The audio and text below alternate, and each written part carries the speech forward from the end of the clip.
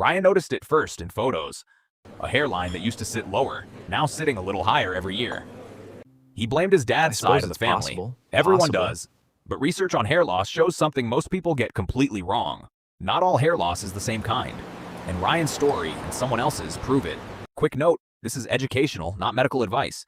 Now here's the story. Ryan was 28. Nothing dramatic happened. No stress, no illness, nothing he could point to.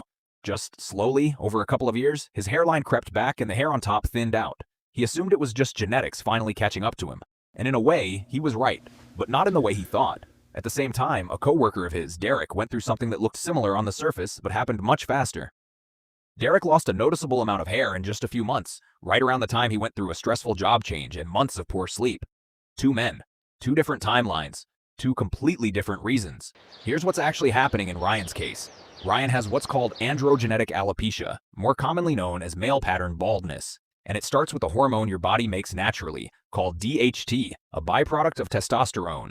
In most of your body, DHT does completely normal, even useful things. But on the scalp, in people with a certain genetic sensitivity, DHT does something specific. It binds to receptors in the hair follicle, and gradually, cycle after cycle, shrinks that follicle. The hair it produces gets thinner, finer, shorter, until eventually some follicles stop producing visible hair at all. This isn't rare.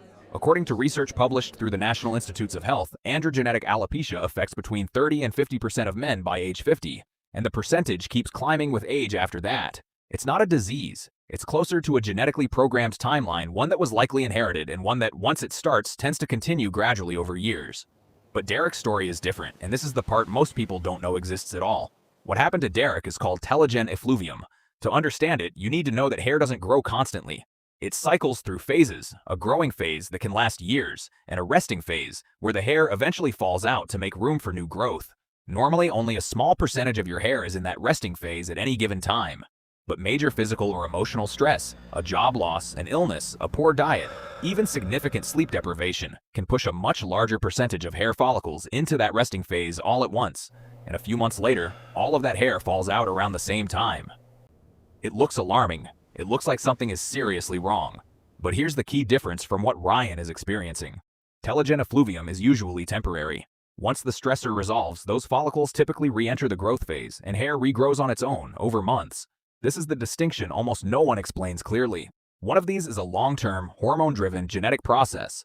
The other is a short-term, stress-triggered, usually reversible reaction, and they can look almost identical from the outside, which is exactly why so many people panic, assume the worst, or blame the wrong cause entirely. Ryan spent 2 years convinced something was wrong with his health, when really, his body was just following a pattern written into his genetics. Derek spent 2 months convinced he was going permanently bald, when really, his body was reacting to a temporary period of stress, and course-correcting entirely on its own.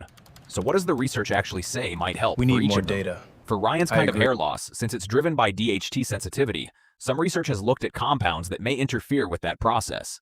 Saw palmetto, a plant extract, has been studied as a natural compound that may partially block DHT activity, though researchers note the evidence is still considered moderate, not definitive. What's clearer is timing, since the process specifically affects active follicles over time. Addressing it earlier tends to preserve more existing hair than waiting. Because once a follicle fully stops producing hair, that particular one doesn't restart on its own.